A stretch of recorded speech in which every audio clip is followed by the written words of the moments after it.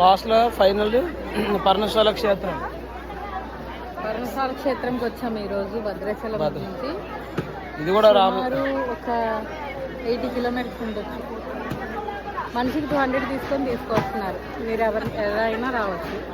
ఇక్కడ మన రాముడు ఎలాగైతే ఎక్కడెక్కడ తిరిగాడు, ఏ ప్లేస్ చూడాలి అంటే ఇటు సైడ్ ఒకసారి మీకు ఇటు సైడ్ బోర్డింగ్లో ఉంది. బోర్డింగ్లో కనిపిస్తుంది. బోర్డింగ్లో ఉంది మనం మొత్తం చూడవచ్చు. గుడిలోకి వెళ్ళి దర్శనం కంప్లీట్ చేసుకొని బయటకు వచ్చి కుటీరంలోకి వెళ్ళాం.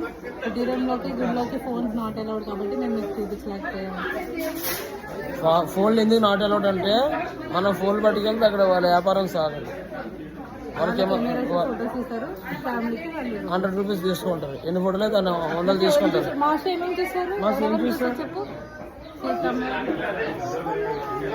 రాముడి, లక్ష్మణుడి, రావణాసురుడిని చూస్తాం. సీతం తల్లి షేరారబెట్టింది ఇదే.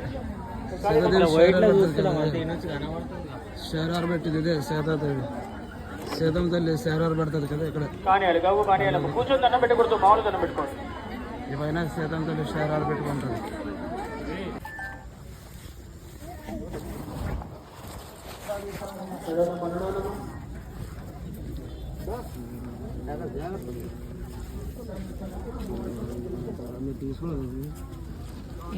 తీసుకోలేదు.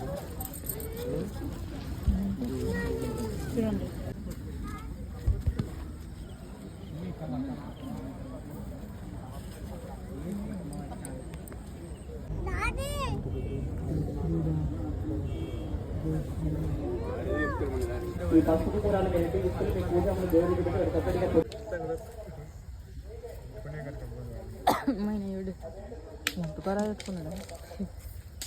అంతకూర అయితే కొడతాడు. అన్నీ తీసుకున్నాను 3 రోజులు.